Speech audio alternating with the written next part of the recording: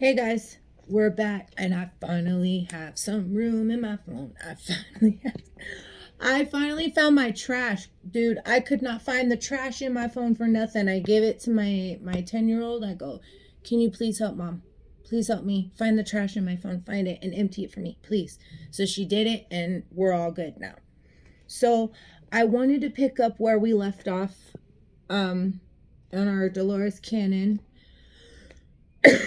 between death and life. Now, where we left off at, we were talking about how the personality remains the same uh, when you go over to the other side. You have your personality because of your soul. That's where we left off at. Okay. When I overcame my shock and wonder of being able to speak with someone after they had died, my curiosity took over and I was filled with questions I had always wondered about. From that time forward, each time I found a subject who could go into deeper states of hypnosis required for this type of research. I should have grabbed something to drink, but I'll get up. I have something right there in just a minute. I made a practice of asking some of the same questions. Religious beliefs or lack thereof seemed to have no influence on what they reported. Their answers were basically identical each time. So that tells you right there, it doesn't matter what your religion is, it doesn't matter what your beliefs are. We all go to the same place. Period. That's what she gained, and that's what I believe. But that's what, and everybody has their own beliefs, but this, she's telling us that this is what she gained from putting people under hypnosis. So every time she would put somebody under hypnosis, no matter what, it was always the same, no matter if they were religious or not. Their answers were basically identical each time. Although worded differently, they were all saying the same thing, a phenomenon in itself. How could that be possible? That's crazy. Since I began my work in 1979, I had hundreds and hundreds of people go through the death experience. They have died in every conceivable manner. Accidents, shootings, stabbings, fire, hanging, decapitation, drowning, and even in one case by death in an atomic explosion. Whoa, I wonder how that was. Which I reported in my, oh my God, she has a book. Which I reported in my book, A Soul Remembers Hiroshima. I remember now her talking about that when on one of the things that I've watched every single conference she's ever put out. I've watched them all. They have also died naturally from heart attacks, disease, old age, and peacefully in their sleep. Although there has been a great deal of diversity, there have also been definite patterns that have emerged. The manner of death may be different, but what happens afterwards is always the same. This is what makes it so interesting. Thus, I have come to the conclusion that there is really no reason to fear death. I don't anymore. We subconsciously know what happens and what lies over there. We should. We have had so much practice at it. We have all gone through it countless of times before. So in my study of death, I have found the celebration of life. It is far from being a morbid subject, but a most fascinating other world. And that's how I look at death now too. It's like a you're born again. Like you're, congratulations. Like, that's how I look at it. And then this kind of goes along with the video I just put. I mentioned something like this. With death also what is, okay, I gotta tell you guys something. Sometimes you might hear me stutter or not be able to pronounce certain words right. It comes out weird because, so under my tongue, I'm tongue tied.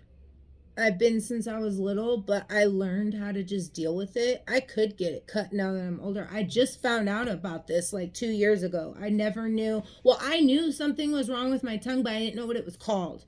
Because I tried to go get my tongue pierced, and they told me, they're like, we can't do it. There's just, we can't. Your tongue, and they didn't say your tongue tied. They're like, your tongue thing under here is connected to the top cell. Like, that's all. I know it looks weird, guys, but it gets the job done. No, I'm joking with you guys. It does though. It gets the job done. I have fucking 5 kids, okay? So, anyways, uh yeah, that's why you'll hear me make, it's hard for me sometimes. So just bear with me. I just wanted you guys to know that I'm not like, yeah, I'm not even gonna go there. Okay. Sometimes happens with the shedding of the physical body and a whole new dimension of knowledge opens up. Right? So it's talking about that wisdom. Apparently, the human being is limited and hampered by being in the physical. The personality or spirit that continues on is not hindered in this way because it doesn't have the shell. It's free. It's open energy, right? But then at the same time somehow encapsulated into an individual, which is crazy to think of it that, like, how, right? How it's so beautiful. When you really sit and think about it, like, I will do that and I'll start crying. I'm such a weirdo. I will sit there and I'll start crying. The personality or spirit that continues on is not hindered in this way and can perceive so much more than we can even imagine, because it is you become everything. You become this. So crazy. Thus, when I talked to these people after they had died, I was able to obtain the answers to many puzzling, perplexing questions that have haunted mankind since the beginning of time. Awesome. What the spirit reported, depending upon the personal spiritual growth of that spirit. Some have more knowledge than others and were able to express it clearer in terms that were more easier for us mortals to grasp. I will attempt to describe what they experienced by letting them speak for themselves. Woohoo! We're getting into good stuff. This book is a compilation of what many people reported. Y'all ready? I was so ready for this. Okay, the most common descriptions I have found of the moment when death occurs is that there is a feeling of coldness, and then suddenly the spirit is standing by the side of the bed or wherever looking at their body. They usually can't understand why the people in the room are so upset because they feel so wonderful. The overall sensation is one of exhilaration rather than dread. Okay, and I'm going to tell you guys this little story. So when I first had my little awakening, when everything started changing for me, I was laying in the bed one day, and I don't know if you guys have heard of Dr. Eben Alexander. I think that's his name. But he had a near-death experience, and he was a brain surgeon, okay? And he himself had a near-death experience and couldn't explain it, right? So it forever changed him, all of his everything. What? Sorry, guys. I'm just trying to put my bangs down. I like them down sometimes, and I put them behind my ears. And okay, so, but he had a near-death experience, and he was a neurologist and like a neurosurgeon or something like that. And his story was amazing, right? And he started talking about what he did, like one of his experiences he had when he was of his soul. And when he was, just raw, he had died. So he was raw and of his soul and shed the body, and he said that he was on the wing of a butterfly. And I remember laying in the bed and I closed my eyes and I was listening so hard. You guys, I felt that feeling, and ever since God gave me that little bit of a feeling of what it feels like to go to the other side and it just made me, I swear, ever since that day, I just have always felt like, okay, this is just so worth it to feel that. Like, it's so worth it. Like, no matter what I've freaking gone through some shit and done some shit. And, like, it's so worth it. And that stuff isn't even what it's about. It's not. It's not about what it is. It's about what we gained from it. The wisdom that we take over, just like it was saying, right? So it says that, when you die, you're cold, you feel a cold sensation. I didn't feel that, but I felt the freeness of how it feels to just be of all. Like it was insane. I can't even explain it to you guys. But he was there, okay? And I'm just talking about me going off of what he was talking about, so I could only imagine. So he's saying that, that you get cold, that your soul comes out of your body, basically, and then you're standing, or wherever your body is, you're right next to it, okay? It says they usually can't understand why the other people in the room are so upset. And I know I already said that, but when they say that, it's funny because I think about when my dad died and how the room just went insane. Like, I couldn't imagine dying and having to deal with all that shit. Like, it makes you think about things differently. Like, do you really want to be screaming and crying and like, I was shaking my dad. I was on him. I was pounding his chest. Oh my God, it was, whoo, my dad. Oh, but I know now that's why I'm here now, because I had to go through that to get here, to look back and see all of it. And then you gain the wisdom, what you learned, the lessons that you learned from the situations in your life. Okay. So, they feel so wonderful, so they don't know why everybody's upset, right? Because the overall sensation is exhilaration, right? The following is a description of the moment of release by a woman in her 80s who is dying of old age. It is an example that is typically and constantly repeated. Dolores, have you lived a long time? You've lived a long time, didn't you? Subject, yes. I move slow. Takes so long. And she's moaning. There's not much joy anymore. I am so tired. Since she was obviously experiencing discomfort, I moved her ahead in time until the death was over. When I finished counting, the subject's entire body jerked out of the bed and she was suddenly smiled. Her voice was full of life, nothing that even resembled the weary tones of that only moment right before. I feel free. I'm light. She sounded so pleased. Oh, I got a little taste of it, guys. I can feel it. I get that little, it's like a overall sensation. I don't know how to, but it's constant because you're there. Dolores says, can you see the body? The subject says, ugh, it disgustedly, ugh, that old thing, it's down there. Oh, I had no idea I looked so bad. I was so wrinkled and shriveled. I feel too good to be shriveled. It was all wore out. And she was making sounds of delight. Oh, I'm so glad I'm here.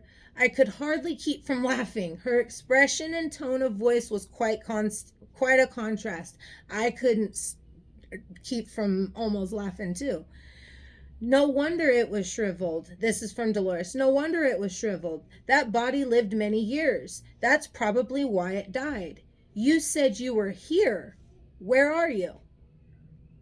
The subject says, I'm in the light, and oh, it feels so good. I feel intelligent. I feel peace. I feel calm. I don't need anything. Dolores says, what are you going to do now?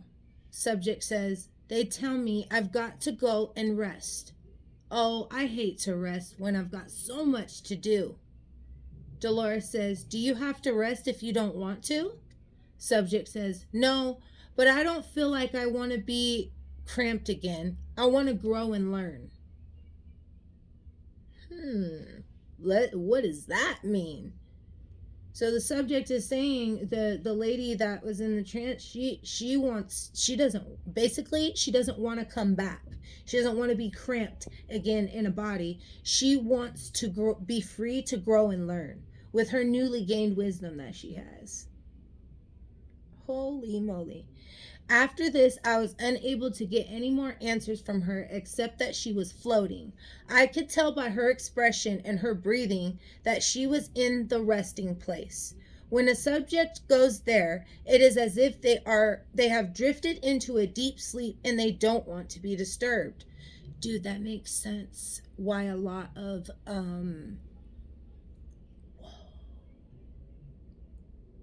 I just had a little mind blown moment. Okay, so those of you that are following my ITC work with Summer Wells, and even with the boys that I did, Oren and Orson, my family even has said this. Talking about people sleeping, spirits being asleep. Okay, we get this a lot, and we always wonder, oh, well, did they get drugged? Maybe this is that sleep, that resting place that Dolores is saying. That's something to keep in mind, guys. I'm going to highlight some of this stuff too. I need to have a highlighter on me next time. I'll make sure. And she says that this special place will be explained in further detail later on in the book. It's going to be so good. In another case, a woman was reliving the birth of a baby at home. Her breathing and bodily movements showed that she was expecting the physical symptoms of childbirth. This often occurs when the body remembers as well as the mind. Yeah, because that pain is like it's that goes together. In order not to cause the subject discomfort, I moved her ahead in time to when the birth should have been over. Oops, that flew out my ear. But my ears are so sensitive, right? I've had these real silver earrings, and I'm gonna be honest, and I like gold, but I couldn't afford the gold. So I had to get silver everything. So but my ear, I don't know, like a little part on the earring, it rubbed off and it's like copper looking. So I don't think these damn things were real. But I've had them in for, I'd say, at least 7 months now. So I don't understand, but it's okay. So that's why I'm itching it. So she's taking to this woman to the moment right after she gave birth. Okay. Dolores says, did you have the baby? Subject says, no, I had a difficult time. It just wouldn't come. I was wore out, so I left my body. Dolores says, do you know what the baby was? The subject says, no, it doesn't make any difference. Can you see your body? Yes. Everybody's upset. What are you going to do now? I think I'm going to rest. I've got to come back eventually, but I'm going to stay here a while. I'm in the light. It's restful. And then Dolores says, can you tell me where the light is? Sorry, my husband's calling me, but he's got to wait a second. It's where all the knowledge and everything is known. Everything is pure and simple. There is more pure truth here. You don't have things of the world to confuse you. You have the earth. You have the truth on earth, but you just don't see it. Dolores says, but you said you have to come back sometime. How do you know that? The lady says, I was weak. I should have been able to tolerate the pain. I must learn to better withstand it. I could have stayed if I hadn't been so weak. I'm glad I can't remember the pain. I know I need to go back, and I must complete whole. pain is one thing I must overcome. I must overcome all the pains of the world. So that's one of her karmic lessons that keep carrying on over to her lifetimes that she's trying to overcome. You know, she could have died from pain in another lifetime, you know, or died of a broken heart, you know, things like that. Dolores says, but experiencing pain is very human, and it's always difficult to do when you're in the body. From the side you're on now, it's easier to look at it in a different way. Do you think that's a lesson you want to learn? She says, I will, yes. It takes me a while sometimes, but I can do anything. I think I should have been stronger. I would have done better, but I think I had a lot of fear from the illness I had when I was a child. Crazy. I was afraid that this would be as bad, and I gave up. Pain. When you deal with the higher conscious level of your mind and remove yourself to the pure light and pure thought, the pain ceases to be. Pain is only a lesson, right? It's only a thing now. When we learn about pain on the human level, we get frantic and show outward concern for just the moment. By removing ourselves and concentrating and reaching deep and having patience, we can rise above it. Dolores says, does pain have a purpose? The lady says, pain is a teaching tool. Sometimes it is used to humble certain people. Sometimes a naughty spirit can be brought down and taught to be more gracious through suffering. It may teach them that they must eventually learn to rise above the pain, and then they can deal with it. Sometimes just understanding pain and why we have it lessens the pain. Dolores says, but like you said, people become frantic and they think you can't handle it. Subject says, they become too self-centered. They need to rise above their own interests and what they're feeling at the moment to a more spiritual level, and then they can deal with it. Now, some people, they bring the pain on because it's a shelter. They may have the pain as an excuse or as an out, and that's the purpose. It varies with the individual. What is pain? It cannot touch you if you don't let it. If you admit that you will hurt, you're giving power to pain because you're speaking on it.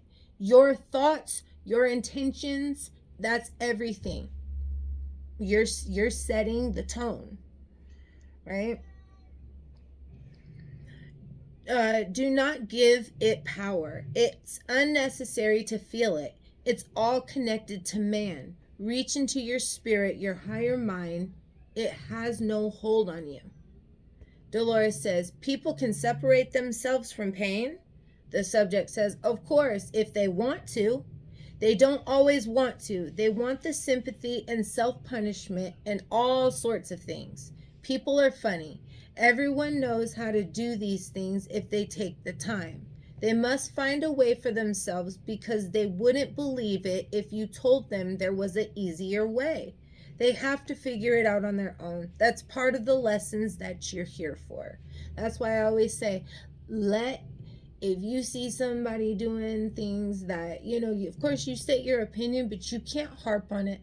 You can't sit there and drain yourself of your worth and your energy. Basically trying to live two lives. You're wanting somebody to live in a way that a picture that you're seeing in your head, and it's just not their lesson. It's just not their time, and it's not their path. Okay. Dolores says, people are so afraid of dying. Can you tell me what it is like when it happens? This lady says, well, when I'm in the body, it feels heavy. It pulls on me. I feel that. I feel it all the time. It's just uncomfortable. But when you die, it's a lifting of weight. It's relaxing. People carry all those problems around, and it's like they are carrying around a weight because they are heavy and laden with all these other things. When you die, it's like tossing them out the window, and it feels good, like a transition. Dolores says, I guess people are mostly afraid because they don't know what to expect. The lady says, they fear the unknown. They must just have faith and just trust. That was the card for today that I did for this morning. I love the synchronicities. That's how I know I'm on my right path. If you constantly get synchronicities, certain numbers that you see, you're on your right path. It may not seem like it at times with certain things that go on, but it's all in good favor. It really is. What happens? Dolores says, what happens when somebody dies? She says, you just rise up and leave it. You go up here in the light. Dolores says, what do you do when you're here? When you're there? She says, perfect all things.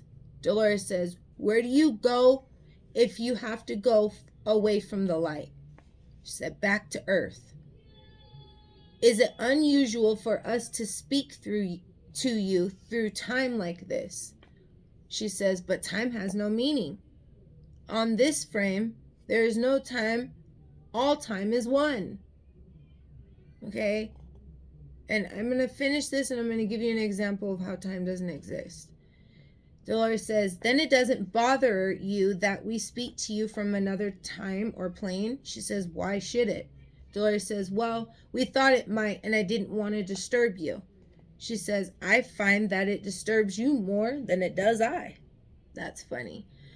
And we're going to end it there, and we'll go on to the next example, because it just keeps going, you know, and we'll gain all this wisdom that Dolores got for us. An amazing soul, amazing woman. But I just wanted to say this really quick. So an example of how time doesn't exist. You know how people say that? Okay, so I'm going to give you an example with the time zones, okay? Or even, you know, days, okay? Right now, if somebody in New York, okay, say the time, I don't know the time zones, I'm not good at that shit, but say the time difference is 4 hours, right? Say I'm 12 o'clock here, they're 4 o'clock over there, okay? He calls me, I answer, he says, hey, what time is it? It's 12 o'clock. Oh, it's 4 o'clock here. But guess what? We're still talking to each other in the same moment. Okay? So that time doesn't exist. Yes, you are here and this person's here, right? But we're all here in the same moment. Our whole existence is of a moment. Okay? Man has created time for us so that we, you know, have routines and are able to, you know, that's how we established ourselves. That's how we decided to establish ourselves.